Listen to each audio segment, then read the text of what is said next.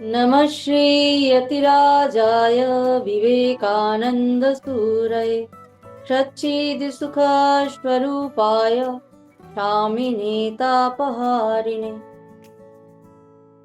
বেদান্ত মুক্তির বাণী, এটি আমাদের পাঠ এবং আলোচনা চলছিল।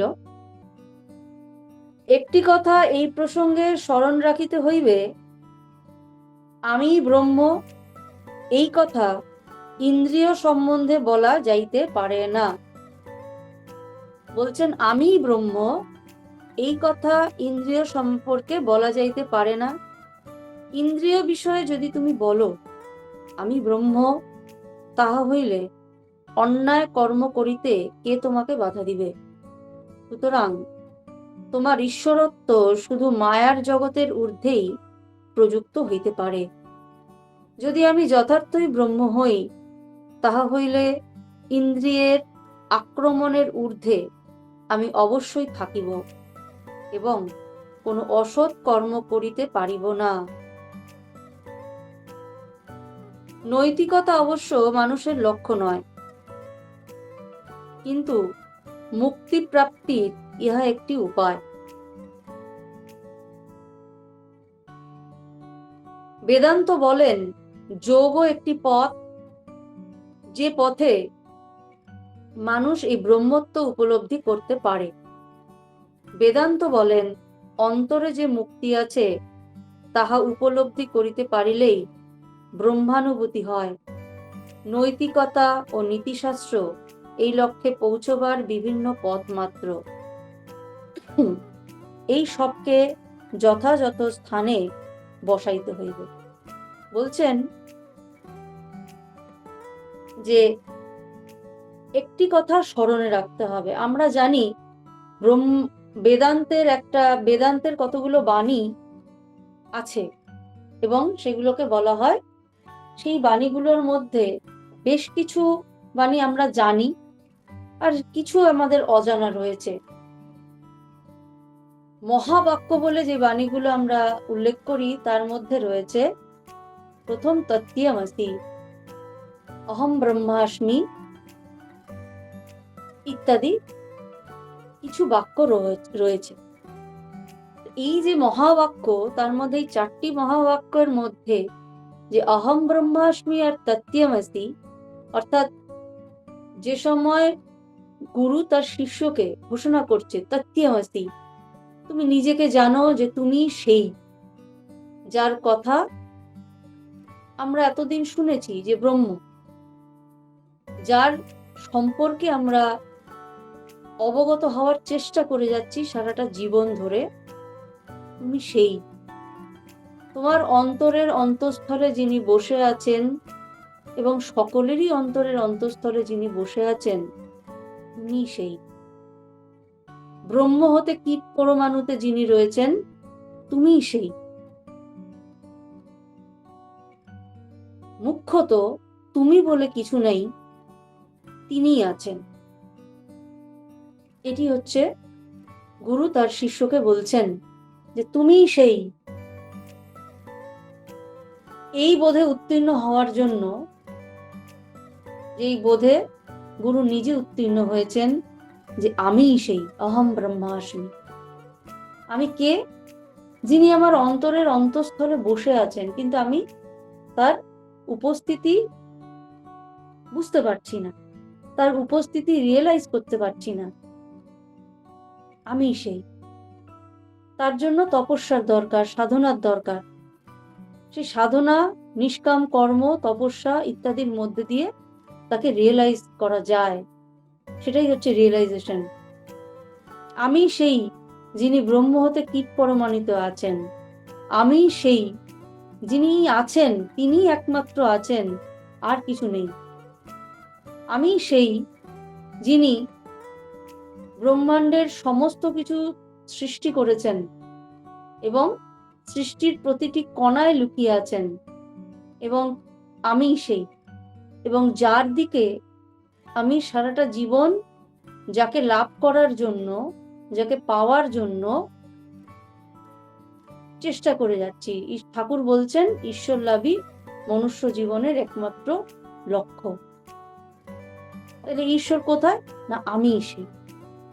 এই বোধ, এই ব্রহ্ম জ্ঞান হওয়া যেটাকে বলে আমি বোধ, আমি প্রকৃত আমি বোধ, এটাকে ব্রহ্মজ্ঞান বলা হচ্ছে। কিন্তু যতক্ষণ এই না বোধ হচ্ছে ততক্ষণ স্বামীজি বলছেন ততক্ষণ তুমি এই কথা বলতে পারো না। এই কথা যদি তুমি বলো তাহলে তা মহা অনিষ্ট ঘটাবে। কেন অনিষ্ট ঘটাবে? কারণ তখন তোমার ইন্দ্রিয়র তোমাকে বশ করার চেষ্টা করছে, অর্থাৎ তুমি তখনও ইন্দ্রিয়গুলোকে তোমার বশে আনতে পারোনি। তাই তুমি তখনও এই কথা বলতে পারছো না, কারণ তুমি তখন ইন্দ্রিয়ের বশ। তখন তুমি এই কথা বলবে না যে আমি সেই। ঈশ্বরত্ব মায়ার জগতের ঊর্ধ্বে প্রযুক্ত হইতে পারে, অর্থাৎ তুমি তখন নিজেকে তখনই ঈশ্বর বলতে পারবে যখন অপর সকলকে ঈশ্বর এবং নিজেকেও ঈশ্বর বলে মনে করতে পারো। তোমরা সকলে মানুষ এবং মানবতার পশুত্বের স্তরে, মানবতার স্তরে রয়েছ। একমাত্র আমি ঈশ্বর। যতক্ষণ তুমি এই বোধ করছো ততক্ষণ তুমি ঈশ্বর বোধে যাওনি, ঈশ্বর বলতেও পারো। তোমার যখন মনে হবে, প্রতিটি উপলব্ধি হবে যাকে বলছি, যারা শুনছে আর যে বলছে, বেসিক্যালি তাদের মধ্যে কোনো প্রভেদ নেই, অর্থাৎ তুমিও যে আমিও সে। তখন তুমি নিজেকে ঈশ্বর বলতে পারো। তাছাড়া ঈশ্বর এই মায়ার রাজ্যের অনেক ঊর্ধ্বে। মায়ার রাজ্যে যতক্ষণ আমরা আছি ততক্ষণ কি আছে? আমি আর তুমি এই বোধ আছে। যতক্ষণ মায়ার রাজ্য আছে ততক্ষণ আমি তুমি বোধ করছি। তুমি এই, তুমি এক্স, তুমি ওয়াই, তুমি জেড, আমি অমুক, আমি তমুক, আমি সেই। ততক্ষণ আমি অহম ব্রহ্মাস্মি বা আমি ঈশ্বর এই কথাটা বলা চলবে না। যদি আমি যথার্থই ব্রহ্ম হই, তাহা হইলে ইন্দ্রিয়ের আক্রমণের ঊর্ধ্বে আমি অবশ্যই থাকিব। ইন্দ্রিয়ের আক্রমণের ঊর্ধ্বে কি আমরা উঠতে পেরেছি? নিজেকে প্রশ্ন করা প্রয়োজন। পেরেছি কি? কোনো অসৎ কর্ম করিতে পারিব না। নৈতিকতা অবশ্য মানুষের লক্ষ্য নয়। নৈতিক কোনো অসৎ কর্ম আমার দ্বারা হবেই না, হবেই না, চিন্তাই করতে পারি না, মানে হবেই না, আসবেই না মনে। সেই সময় তুমি ঈশ্বর নিজেকে মনে করতে পারো। তারপর বলছে নৈতিকতা অবশ্য মানুষের লক্ষ্য নয়, কিন্তু মুক্তি প্রাপ্তির ইহা একটি উপায়। নৈতিক, তুমি একটা নৈতিক চরিত্র তৈরি করো, ন্যায় পথে হাঁটো। এই নৈতিকতাই একমাত্র জীবনের লক্ষ্য হতে পারে না, কিন্তু লক্ষ্যে পৌঁছানোর একটা সোপান আমরা মনে করতে পারি। বেদান্ত বলেন অন্তরে যে মুক্তি আছে তাহা উপলব্ধি করিতে পারিলেই ব্রহ্মানুভূতি হয়। অর্থাৎ অন্তরের মুক্তি মানে কোন মুক্তি?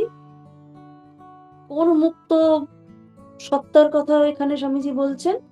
যে সত্তা সম্পূর্ণ ইন্দ্রিয়ের শাসন মুক্ত। আমাদের যখন ভারতবর্ষে ব্রিটিশ শাসন চলতো, আমরা তখন তাদের শাসনে অন্তর্গত ছিলাম। তারা কতগুলো নিয়ম করেছিল, তাদের জন্য আমাদের কতগুলো নিয়ম পালন করতে হতো, এবং তার অধীনে হয়ে আমরা জীবন কাটাচ্ছিলাম। সেখানে না ছিল বাক স্বাধীনতা, না ছিল কোনো সভা সমিতির স্বাধীনতা, না ছিল ইচ্ছা মাত্র কাজ করার স্বাধীনতা, না ছিল মাথা উঁচু করে স্বাধীন দেশে নিঃশ্বাস নেওয়ার স্বাধীনতা। কোনো কিছু স্বাধীনতা নেই। ব্রিটিশ যেভাবে বলবে সেভাবে ভারতীয়কে চলতে হবে, এবং সেইভাবে 200 বছর কাটিয়েছিল ভারতবাসীরা। আমরা ভারতবাসীরা 200 বছর কাটিয়েছিলাম। তার কারণ ছিল ভারতবর্ষের মানুষের মধ্যে ঐক্যতার অভাব। ভারতবর্ষের মানুষের মধ্যে ঐক্যতার অভাব। সেখানে সে সময় রাজ্যে রাজ্যে বিবাদ, ধর্মে ধর্মে বিবাদ, মতামতের বিবাদ চলছে। আর সেই সুযোগটা নিয়ে সুন্দরভাবে ব্রিটিশ আমাদের ওপর শাসন চালিয়ে গেছে 200 বছর। এবং এক শ্রেণীর ভারতবর্ষের মানুষ সে সময় মনে করত যে ব্রিটিশরা এসেছেই আমাদের উদ্ধার করতে, তারা এসছে বলে আমরা উদ্ধার হয়ে গেছি, তারা এসছে বলে রেল লাইন বসেছে, তারা এসেছে বলে শিক্ষার বিস্তার হয়েছে, তারা এসেছে বলে টেলিগ্রাফ টেলিফোনের বসেছে, তারা এসেছে বলে আমাদের ব্যবসা বাণিজ্যের উন্নতি হয়েছে, তারা এসেছে বলে আমাদের চাকরি বাকরি আমরা তাদের আন্ডারে পেয়েছি, তাদের সংস্কৃতিটা আমরা বুঝতে পেরেছি, আমরা আধুনিক হয়েছি। একদল মানুষ সেটা মনে করত। এই যে মনে করছে তারা এসেছে বলে আমরা এটা করতে পারছি, আমরা করতে পারছি বলে সেখানে সময় কিন্তু কিছু ছিল না, কারণ তারা সেটা আমাদের করাচ্ছিল। আমরা তাদের মতো কিরকম যেন একটা দাসসুলভ মানসিকতা আমাদের এসে গিয়েছিল, এবং তাদের গুণগান, তাদের ধন্য ধন্য ছাড়া এক শ্রেণীর মানুষ সেটা করছে না। কিন্তু আরেক শ্রেণীর মানুষ সেই শাসন থেকে, সেই পরাধীনতা থেকে মুক্ত হওয়ার চেষ্টা করছে। শাসন থেকে মুক্ত ব্রিটিশদের, কিন্তু আত্মশাসন বা স্বয়ং শাসন বা স্বায়ত্ত শাসন থেকে মুক্ত হতে ভারতবর্ষ কিন্তু চায়নি। তারা চেয়েছিল ব্রিটিশ শাসন দূর হোক, পরাধীনতা দূর হোক, স্বায়ত্ত শাসন প্রতিষ্ঠা। স্বায়ত্ত শাসন কথার অর্থ যেখানে আমাদের নিজেদের তৈরি করা কতগুলো সুন্দর সুন্দর নিয়ম থাকবে, এবং আমাদের দেশের মানুষেরা সেই নিয়মগুলো অনুযায়ী চালাবে এবং চলবে, এবং মাথা উঁচু করে তারা বাঁচবে, কোনো অন্য জাতির আন্ডারে তারা থাকবে না। কারণ প্রত্যেকটা জাতির নিজস্ব নিজস্ব ধরন আছে, নিজস্ব চিন্তা ভাবনা আছে, নিজস্ব আদর্শ আছে, নিজস্ব গতিপথ আছে। ঠিক সেই রকমই এখানে স্বামীজি আমাদের মুক্ত হতে বলছেন সেই পরাধীনতার থেকে। কোন পরাধীনতা? এখানে যেন আমাদের এই ইন্দ্রিয়গুলো, আমাদের রিপুগুলো সে ব্রিটিশের মতো আমাদের মধ্যে এমন ভাবে মিশে গেছে যে সেটা ভিন্ন, আমরা যেন আলাদা কোনো সত্তা আমাদের নিজেদের মধ্যে আমরা খুঁজে পাই না। ঠিক একটা সময় যেরকম আমাদের এখানের এক শ্রেণীর মানুষ ব্রিটিশ, লং লিভ ব্রিটিশ বলে খুব চেঁচামেচি করতো এবং তারা খুব গর্ববোধ করত। লং লিভ রানী ভিক্টোরিয়া বলে তাকে তার স্তুতি করত, তাকে তার জীবনটা যেন অনেক বেশি লং হয়, বড় হয়, এবং সে যেন বহু বছর ধরে আমাদের উপর শাসন করতে পারে, এরকম সেই প্রার্থনা করতো। ঠিক, কারণ আমরা সে সময় ব্রিটিশ যেন আমাদের রন্ধ্রে রন্ধ্রে মিশে গিয়েছি। তারা চলে গেলে আমাদের কি হবে হায় হায় বলে এক শ্রেণীর মানুষ যেন কপাল চাপড়াচ্ছিল, তারাও চলে গেলে কি জানি কি হয়ে যাবে, সাংঘাতিক, সব শেষ হয়ে ধ্বংস হয়ে যাবে, অভ্যস্ত হয়ে গেছে, এবং তাদের ভিন্ন কিছু ভাবতে পারছিল না। ঠিক আমরাও ঠিক সেই রকমই যেন ইন্দ্রিয় আর রিপুগুলোর দ্বারা এমন ভাবে তারা আমাদের সঙ্গে মিশে গেছে, সেইগুলোকে কন্ট্রোল করলে বা সেইগুলো যদি আমাদের ছেড়ে চলে যায় বা তাদের শাসনটা যদি আমাদের উপর থেকে উঠে যায়, আমাদের না জানি কি অবস্থা হবে। এই ভেবে আমরা আমরা ভাবতেই পারি না, ইন্দ্রিয়বিহীন আমরা।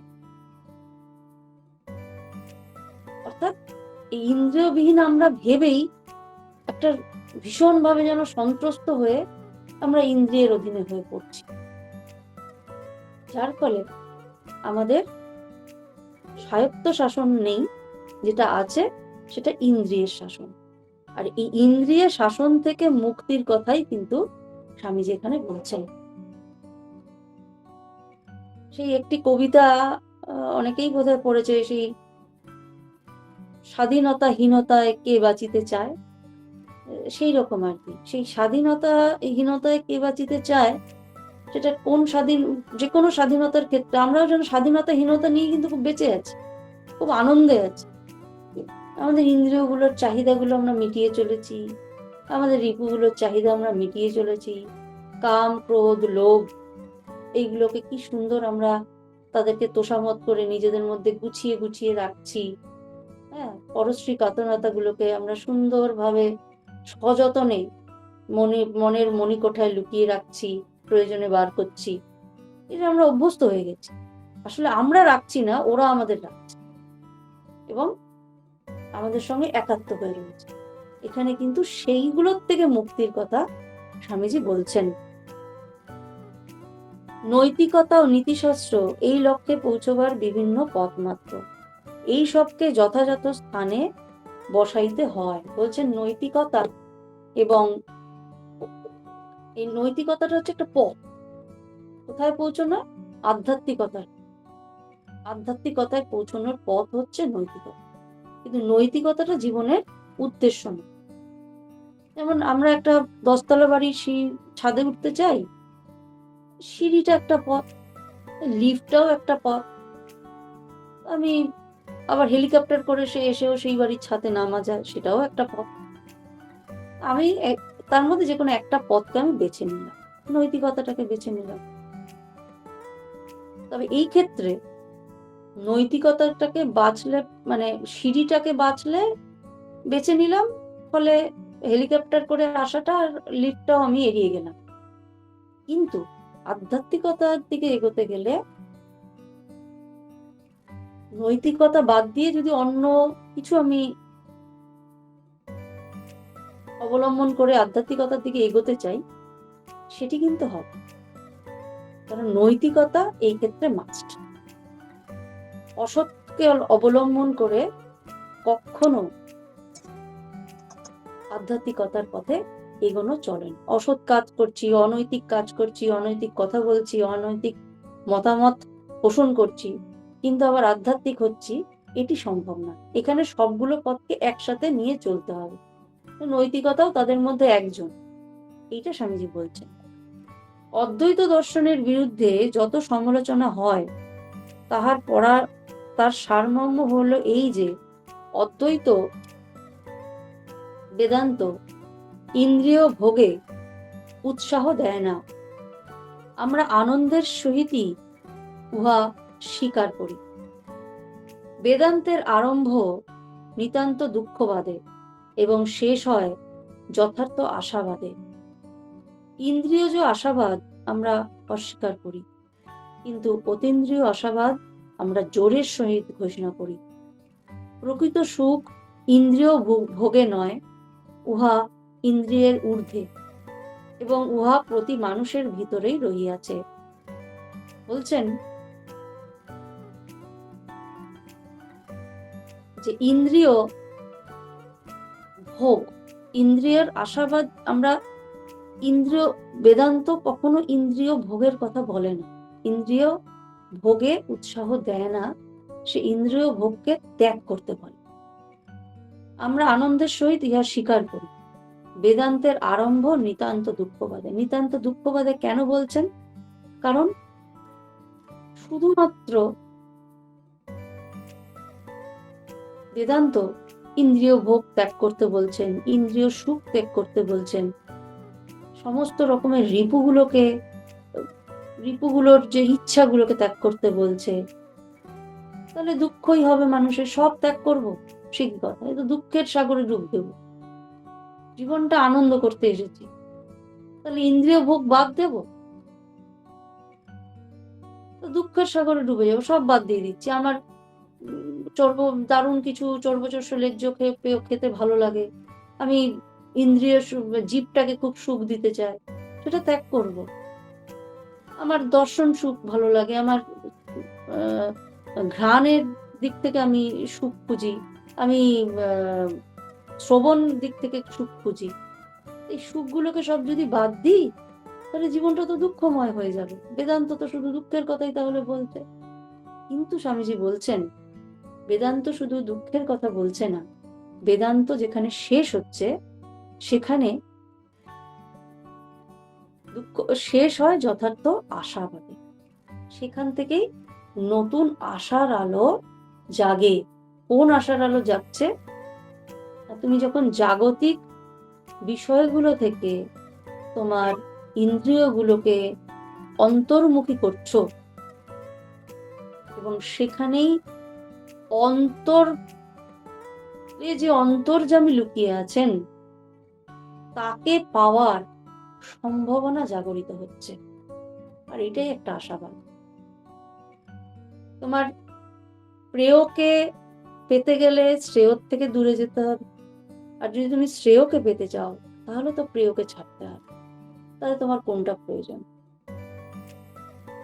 এখানে এইটাই স্বামীজি বলছেন, তুমি প্রেয় যেগুলো জাগতিক সুখ ভোগ, ইন্দ্রিয় সুখ ভোগ, এগুলো তুমি চাইছো, চাও, ভালো কথা, কিচ্ছু অসুবিধা নেই, কিন্তু তাহলে তোমার যেটা শ্রেষ্ঠ লাভ সেটা তোমাকে ছাড়তে হবে। আর যদি তুমি শ্রেয়কে চাও তাহলে তোমাকে প্রিয়কে ছাড়তে হবে। বলছেন যে প্রকৃত সুখ মানে জাগতিক সুখ, সেগুলো তুমি যদি দূর পেতে চাও তাহলে তোমাকে ঈশ্বর লাভের বাসনা ত্যাগ করতে হবে। আর যদি তুমি ঈশ্বর লাভ করতে চাও তাহলে জাগতিক সুখ ভোগের মায়া তোমাকে ত্যাগ করতে হবে।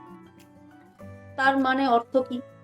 এর অর্থ কি তাহলে এইটা দাঁড়াচ্ছে যে সকলে আমরা সমস্ত কিছু ত্যাগ করে সবাই সন্ন্যাসী হয়ে হিমালয়ের গুহায় বা অরণ্যে বসে আমরা ধ্যান করব, জাগতিক সবকিছু ত্যাগ করব? বেদান্ত কিন্তু সেটা বলছেন না।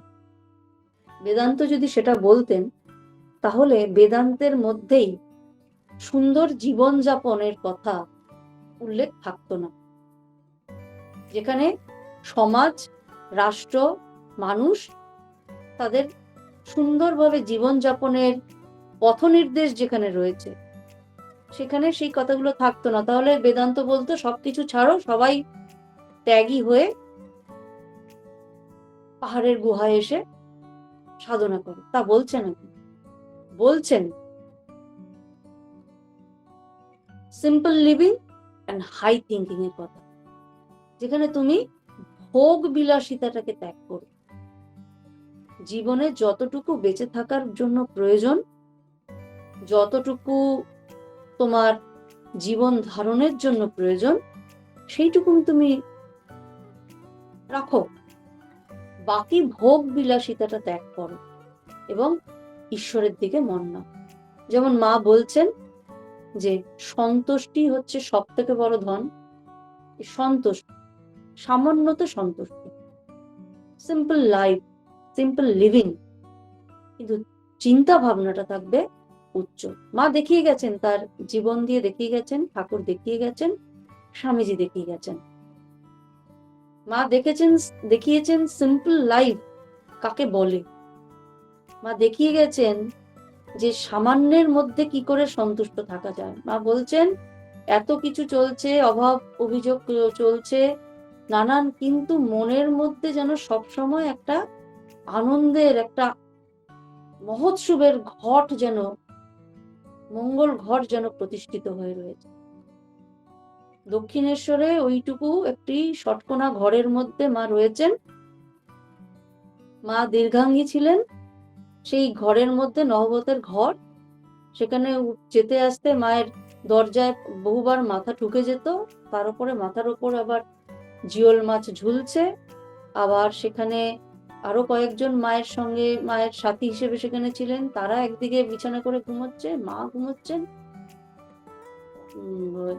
মানে একের পর এক সমস্ত ভক্তরা ঠাকুরের সাথে দেখা করতে আসছেন, তাদের এক এক রকম ফরমাইশ, তাদের জন্য ঠাকুর ফরমাইশ পাঠাচ্ছেন, এর জন্য মোটা রুটি, তার জন্য ছোলার ডাল, তার জন্য পাতলা মাছের ঝোল, ইত্যাদি ইত্যাদি। মা হাসি মুখে করে যাচ্ছেন। কাশীপুরে ওই রকম পরিস্থিতি, সমস্ত ভক্তরা বা ত্যাগী সন্তানেরা অর্থের যোগান কোত্থেকে হবে, সামান্য দুবেলা খাওয়ার যোগান কোত্থেকে হবে, সেইগুলো পর্যন্ত জোগাড় করতে পারছেন না। কোনো ক্রমে সেগুলো জোগাড় হচ্ছে, মা তাদেরকে ভিক্ষা দিচ্ছেন, তারা এনে সেই ভিক্ষান্ন রান্না করে খাচ্ছেন। মা দেখছেন, মা দেখে মার কষ্ট হচ্ছে, যে মা ঠাকুরকে বলছেন যে দেখো আমি এটা সহ্য করতে পারবো না, আমি থাকতে আমার ছেলেরা অভুক্ত থাকবে, আমি সহ্য করতে পারবো না, তুমি এমন ওদের আশীর্বাদ করো যেন ওদের মোটা ভাত কাপড়ের অভাব না হয়, মোটা ভাত কাপড়ের অভাব না হয়। এই মোটা ভাত কাপড় এইটুকু জুটলেই আমাদের নেসেসিটিটা পূর্ণ হয়ে যায়। এইটুকুর অভাব যেন না থাকে, এর থেকে বেশি যা হবে সেটাই বিলাসিতা। বেদান্ত সেটাই বলছেন। মা তো বেদান্তটাকে নিজের জীবন দিয়ে দেখিয়ে গেছেন। এই বেদান্তটা যেন, বেদান্ত কথাই মায়ের জীবনটাই মা বেদান্ত। এখানে সেটাই বলছেন যে ইন্দ্রিয় ভোগ্য বস্তু তার ঊর্ধ্বে মানুষের ভিতর যে যিনি রয়েছেন তিনি মানুষের ভেতরেই রয়েছেন। জগতে আমরা যে আশাবাদের নিদর্শন দেখি ও ইন্দ্রিয়ের মাধ্যমে ধ্বংসের অভিমুখে লইয়া যায়। আমরা যেসব আশাবাদ দেখি, আশার জিনিস, ইন্দ্রিয়ের ভোগ্য বস্তু যেগুলো আমরা তৈরি করি, বিভিন্ন রকমের জিনিস তৈরি হচ্ছে আমাদের। যবে থেকে মানুষ সিভিলাইজড হতে শুরু করেছে তবে থেকে মানুষের নিজের আরামের জন্য, নিজের ভোগের জন্য যে সব বস্তুর প্রয়োজন সেগুলির আবিষ্কার বা সেগুলোর সৃষ্টি বন্ধ হয়নি। সেগুলোর যতটুকু নিড, খাদ্য বস্ত্র বাসস্থান, এইটুকু কিন্তু মানুষ প্রথম চোটেই সৃষ্টি করে তৈরি করে ফেলতে পেরেছিল। ঘর তৈরি করতে পেরেছিল, জামা কাপড় তৈরি করতে পেরেছিল, খাওয়ার জন্য চাষবাস শুরু করে দিয়েছিল। কিন্তু তারপর কিন্তু মানুষ এক মুহূর্ত বসে থাকেনি। ওই বেসিক গুলোর মধ্যে হয়ে যাওয়ার পর মানুষ যা নিজের উন্নতির জন্য চেষ্টা করেছে সবটাই তার ভোগ বিলাসের জন্য, এবং আজকে আমরা এই জায়গায় দাঁড়িয়ে আছি। সেটা খারাপ খারাপ বলছেন না, বলছেন তোমার বর্তমান যুগে যতটুকু তোমার নেসেসিটি তার বেশি যদি তুমি করতে চাও বা করতে যাও, তাহলে তোমাকে তোমার জীবনের লক্ষ্য থেকে সেটা সরিয়ে দেবে। দিচ্ছে। আগে মানুষ বই পড়তো, এখন মানুষ বই পড়ে না, এখন শুধু মোবাইল দেখে। আগে মানুষ ভাগবত কথা শুনতো, পড়তো, জায়গায় জায়গায় পাঠচক্র হতো। এখন ওই মোবাইলে স্ক্রোলিং আর রিল দেখতেই তাদের সময় এত কেটে যাচ্ছে। আমরা তো প্রেয়র দিকে এগোচ্ছি, শ্রেয়টাকে বন্ধ করে। নিজেরাই বুঝতে পারছি কেন বেদান্ত আমাদেরকে এই নেসেসিটি আর লাক্সারি, এই দুটোর মধ্যে যে কোনো একটাকে বেছে নেওয়ার কথা বলছে। তুমি যদি লাক্সারি চাও, লাক্সারি লাইফ চাও, তাহলে তুমি পাবে। তাহলে নেসেসিটি পরেও লাক্সারি তুমি করো, পাবে, তাতে তুমি প্রিয় পাবে। কিন্তু তুমি যখন নেসেসিটির মধ্যে বেঁচে তুমি শ্রেয়কে চাই, তাহলে তুমি সেটাও। এইটা বিষয়, এইটাই কিন্তু বলছেন। বেদান্ত ইন্দ্রিয় জগৎকে অস্বীকার করে, এই অর্থে বেদান্ত নৈরাশ্যবাদী, কিন্তু প্রকৃত জগতের কথা ঘোষণা করে বলিয়াই আশাবাদী। ইন্দ্রিয় জগৎকে বেদান্ত গুরুত্ব দেয় না বা তাকে অস্বীকার করছে যে ইন্দ্রিয়টা সবটাই তোমার বাহ্যিক, তুমি একে নিজের চাইলেই কন্ট্রোল করতে পারো, কারণ ইন্দ্রিয়ের চাহিদা কখনো শেষ হবে না। ঠাকুর সেই বলছেন না, একটা সন্দেশ খাওয়ার ইচ্ছে হলে একটু সন্দেশটা খেয়ে নেবে, বড় বড় ছোট ছোট বাসনাগুলো এইভাবে করে নেবে, কিন্তু তুমি ওকে যতই দাও ওর কিন্তু কোনো শেষ নেই। ওর হাঁটা বড় হতেই থাকে, চাই খালি চাই, খালি চাই, চাইতেই থাকে। তাই বলছেন যে এইটাকে গুরুত্ব দিচ্ছেন না বেদান্ত। বেদান্ত কাকে গুরুত্ব দিচ্ছে? বেদান্ত গুরুত্ব দিচ্ছে অন্তর্দৃষ্টিকে। এই ক্ষেত্রে বেদান্ত আশাবাদী। বেদান্ত মানুষের বিচার শক্তিকে যথেষ্ট স্বীকৃতি দেয়, যদিও ইহাতে বুদ্ধির অতীত আরেকটি সত্তা রহিয়াছে, কিন্তু ইহারও উপলব্ধির পথ বুদ্ধির ভিতর দিয়া। সমস্ত পুরাতন কুসংস্কার দূর করিবার জন্য যুক্তি একান্ত প্রয়োজন, তারপর যাহা থাকিবে তাহাই বেদান্ত। এই জায়গাটা আমাদের একটু ভালো করে বোঝা প্রয়োজন। বলছেন যে বেদান্ত যুক্তি বিচারের ওপর গুরুত্ব দেয়, যুক্তি বিচারের ওপর গুরুত্ব দিচ্ছে বেদান্ত। বলছেন বেদান্ত মানুষের বিচার শক্তিকে যথেষ্ট স্বীকৃতি দেয়, যদিও উহাতে বুদ্ধির অতীত একটি সত্তা রহিয়াছে। মানে বুদ্ধি দিয়েই কিন্তু আমরা শুধু বিচার করি না, বিচার একটা বুদ্ধির অতীত একটা সত্তা, যেখানে ন্যায় এবং অন্যায়ের বোধ আমাদের মধ্যে কাজ করে, যেখানে সত্য অসত্য আমরা যেটার মাধ্যমে দেখতে পাই, কোনটা স্থায়ী কোনটা ক্ষণভঙ্গুর, যেটার দ্বারা আমরা বুঝতে পারি, এটাকে বলা হচ্ছে বিচার। এই বিচার কিন্তু ইহার উপলব্ধির পথ বুদ্ধির ভিতর দিয়েই আসে।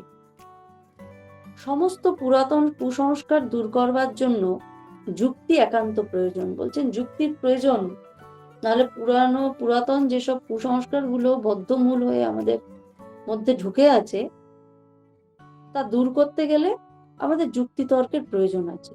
এটা এতদিন হয়ে আসছে, হবে কেন হবে, কি প্রয়োজন আছে, এখন কি তার বিশেষ একটা প্রয়োজন?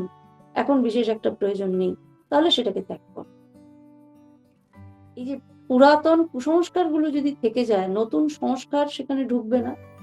তাই বলছেন সেটি তুমি যুক্তির মাধ্যমে খণ্ডন করো, তারপর যাহা থাকিবে তাহাই বেদান্ত। একটি সুন্দর সংস্কৃত কবিতা আছে, যেখানে ঋষি নিজেকে সম্বোধন করিয়া বলিতেছেন, হে সখা, কেন তুমি ক্রন্দন করিতেছ? তোমার জন্ম মরণ ভীতি নাই, তুমি কেন কাঁদিতেছ? তোমার কোনো দুঃখ নাই, কারণ তুমি অসীম নীল আকাশ সদৃশ, অবিকারী তোমার স্বভাব। আকাশের উপর নানা বর্ণের মেঘ আসে, মুহূর্তের জন্য খেলা করিয়া চলিয়া যায়, কিন্তু আকাশ সে একই থাকে। তোমাকে কেবল মেঘগুলি সরাইয়া দিতে হবে। এখানে স্বামীজি একটি কবিতার উল্লেখ করছেন।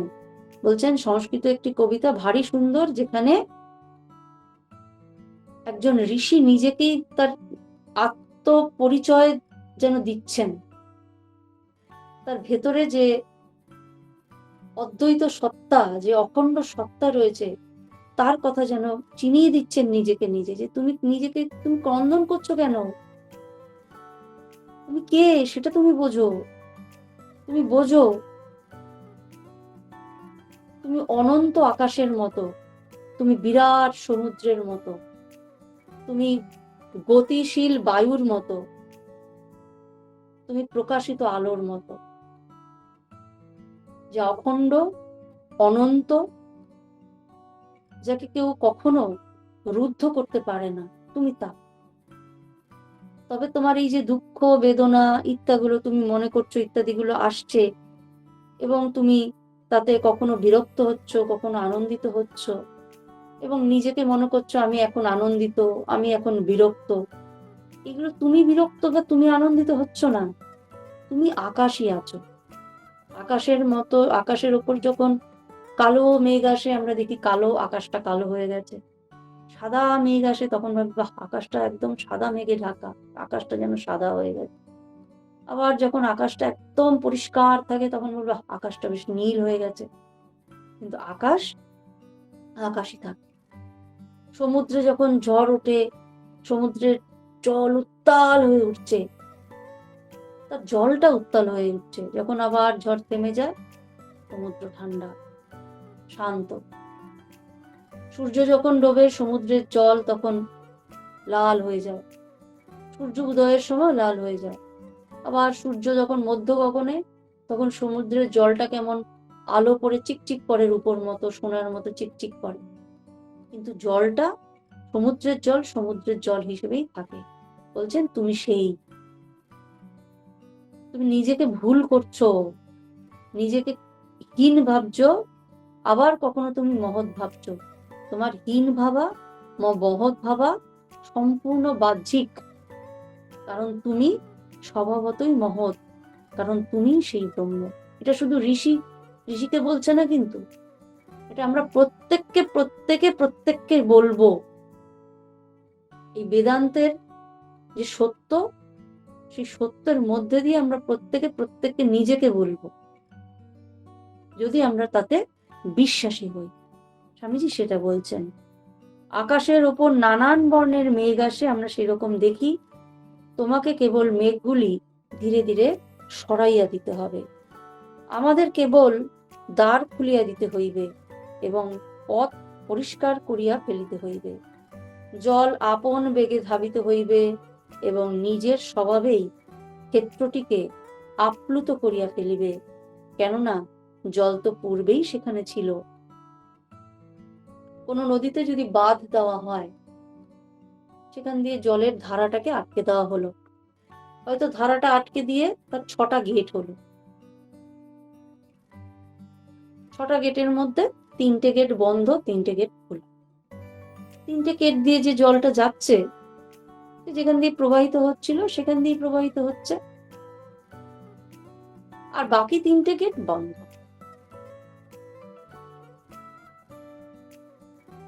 কোনো একটা কারণে বেশ কিছুদিন পর সেই গেটটা যখন খোলা হবে, তখন কি সেই জলের ধারাকে বলে দিতে হবে, এই দেখো গো, এইখান দিয়ে তুমি এতদিন প্রবাহিত হচ্ছিলে, তুমি কিন্তু এখান দিয়েই প্রবাহিত হও? বলতে হবে না তো। যেই মাত্র গেটটি খোলা হলো, অমনি তীব্র বেগে সেখান থেকে জল প্রবাহিত হতে শুরু করলো। ঠিক সেই রকমই স্বামীজি বলছেন যে তুমি স্বরূপত ব্রহ্ম,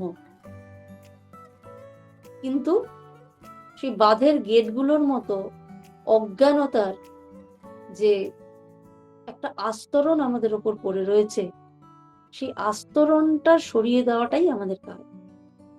সেই আস্তরণটা যে মুহূর্তে খুলে যাবে, তখন আমাকে বা প্রত্যেককেই নিজেকে নিজে বলে দিতে হবে না, দেখো গো, এই যে আস্তরণটা সরে গেল, এইবার তুমি মনে করো তুমি ব্রহ্ম।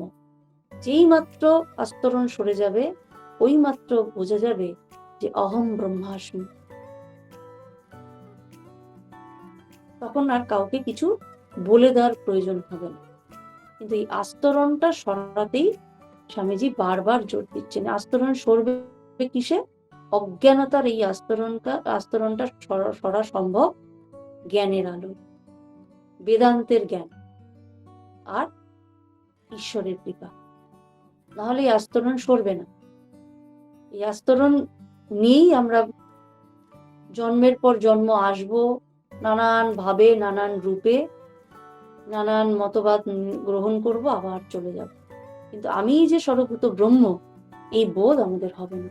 তাই স্বামীজি বলছেন যে জল আপন বেগে ধাবিত যেমন ভাবে হয়, নিজের স্বভাবেই ক্ষেত্রটি সে আপ্লুত করে, ঠিক আমরাও সেই আস্তরণটা যদি সরাতে পারি, আমরাও স্বরূপত বুঝবো যে আমরাই ব্রহ্ম, আমিই ব্রহ্ম। এবং সেই মুহূর্তেই অহম ব্রহ্মাস্মি এই বোধে উত্তরিত হতে পারবো। আজকে এই পর্যন্ত। এবার বলো যদি কারোর কোনো প্রশ্ন থাকে। মাতাজি নমস্কার। বল। মা, বলছিলাম যে স্বামীজি বলেছেন যে দুষ্টু পথ দিয়ে চললে তাকে আর আধ্যাত্মিক দিকে যাওয়াটা মানে চলে না, আপনি যেটা বললেন। তা দুষ্টু মানে আমাদের মনের ভেতর যেগুলো আছে এইগুলোই তো দুষ্টু, কাম, ক্রোধ, পরশ্রী কাতরতা, এইগুলো যদি থাকে তাহলে তো আমরা মানে আধ্যাত্মিক দিকে যেতে পারবো না, নাকি? আমি এটা ঠিক বুঝতে পারলাম? দেখো, কাম, ক্রোধ, লোভ, মোহ, মাৎসর্য, পরশ্রী কাতরতা, হিংসা, এগুলো আমাদের পঞ্চভূতের এই যে শরীরে, ঠাকুর বলছেন না, যতদিন শরীর আছে ততদিন এগুলো থাকবে। যে মুহূর্তে শরীর, মানে যতক্ষণ শরীর আছে ততক্ষণ এগুলো থাকবেই, এগুলো চলে যায় না কখনো। যেমন যেমন দেবতা আছেন, তেমনি অপদেবতাও তো আছেন। ঠিক সেরকমই যখন এইগুলো আছে, তখন এর বিপরীতে যেটা আছে সেটা হচ্ছে আমাদের ঈশ্বরের প্রতি ভক্তি। এবং এইগুলোকে কন্ট্রোল করার পদ্ধতিও আমাদের কিন্তু ধর্মগ্রন্থগুলো বুঝিয়ে বুঝিয়ে দিয়েছেন, যে কাম, ক্রোধ, লোভ, মোহ, মাৎসর্য যেগুলো থাকবে, হিংসা থাকবে, থাকতেই হবে। না হলে তো আমরা দেবতা হয়ে যেতাম, আমরা মানুষের স্তরে রয়েছি। এবং এইগুলো আছে বলেই আমরা যুদ্ধ করার একটা কিছু বিষয়বস্তু পাচ্ছি। যদি এগুলো না থাকতো, আমাদের যুদ্ধই থাকতো না।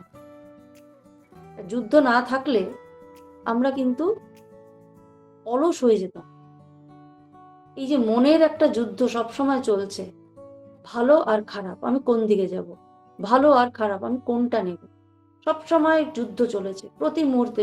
যখন ঘুমিয়ে আছো তখনও চলেছে, যখন ঘুমিয়ে নেই জেগে আছো তখনও চলেছে, প্রতি মুহূর্তে এই যে যুদ্ধ, কুরুক্ষেত্রের যুদ্ধ প্রতি মুহূর্তে চলেছে। এইটা হচ্ছে বিষয়, যে এই যে যুদ্ধটা যে তুমি করবে, যুদ্ধের পদ্ধতিটা বলা রয়েছে। কাম ক্রোধ লোভ রয়েছে, রিপুগুলো গুলো আমাদেরকে চালনা করছে, ইন্দ্রিয়গুলো আমাকে চালনা করছে, আমরা সেইভাবে চলছি। খারাপ ভালো কোনটা বেছে নেওয়ার জন্য আমাদের ঠাকুরমা স্বামীজি আছেন, আমাদের ধর্মগ্রন্থগুলো আছে, সেইগুলো আমাদের বলে দিচ্ছে তুমি এটা ঠিক এটা ভুল, এটা সত্য এটা মিথ্যা, এটা ন্যায় এটা অন্যায়, আমরা সেটা করব। এগুলো না থাকলে আমাদের তো যুদ্ধটাই হতো না। মনুষ্য জন্ম থাকলে, মনুষ্য শরীর থাকলে এগুলো থাকবে, এবং সেইগুলোকে পারে যাওয়াটাই তো মনুষ্য জন্মের কাজ।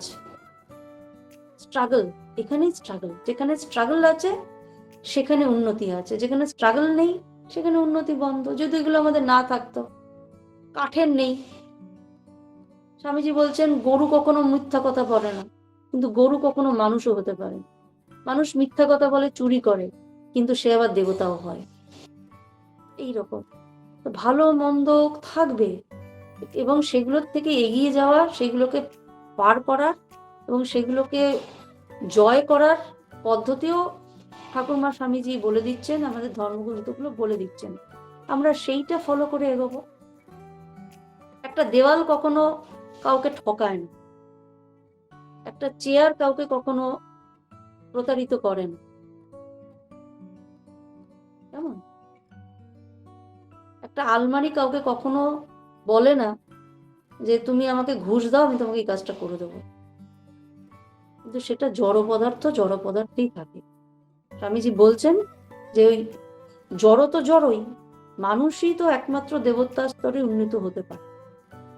প্রত্যেকটা কথাতেই আছে যে প্রত্যেক চোরের একটা ভবিষ্যৎ আছে। আজ সে চোর, সে তার রিপুগুলোকে, সে তার চাহিদাগুলোকে, লোভগুলোকে জয় করে সে সাধু হতে পারে। আবার প্রত্যেক সাধুরই একটা অতীত আছে, সে আজ সাধু, তার অতীতে সে কি ছিল আমরা জানি না, সে জানে সে যেগুলো লড়াই করে আজকে সে সাধুতে উপনীত হয়েছে। কারণ মানুষের মায়ের পেট থেকে পড়েই কেউ সাধুও হয় না, কেউ চোরও হয় না। চোর স্ট্রাগল করে যায় সাধু হওয়ার জন্য, আর সাধু স্ট্রাগল করে তার সাধুত্ব লাভ করে। ভালো মন্দ যেমন আছে সেগুলোকে সঙ্গে যুদ্ধ করে জয় হওয়ার সাধ্য মা আমাদেরকে দিয়ে দিয়েছেন, পদ্ধতিও বলে দিয়েছেন, আমরা সেই পথে হাঁটবো। ঠিক আছে মা। ভালো থাকবে। হ্যাঁ মা, প্রণাম নেবেন। পরম পূজনীয়া মাতাজি শত ব্যস্ততার মধ্যেও তার মূল্যবান সময় আমাদের দিয়ে স্বামীজির বেদান্ত মুক্তির বাণী ব্যাখ্যাগুলি আমাদের কাছে তুলে ধরেছেন এবং আমাদের আধ্যাত্মিক পথে এগিয়ে যেতে সাহায্য করছেন।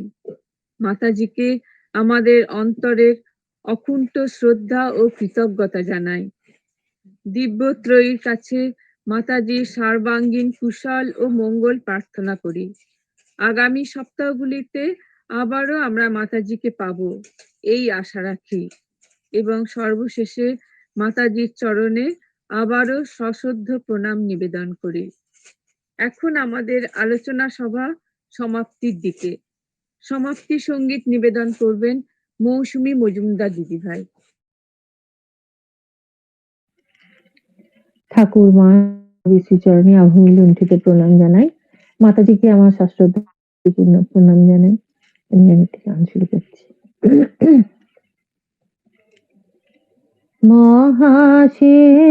মহাসিংহাসনে বসি শুনেছ হে বিশ্বপিত, মহাসিংহাসনে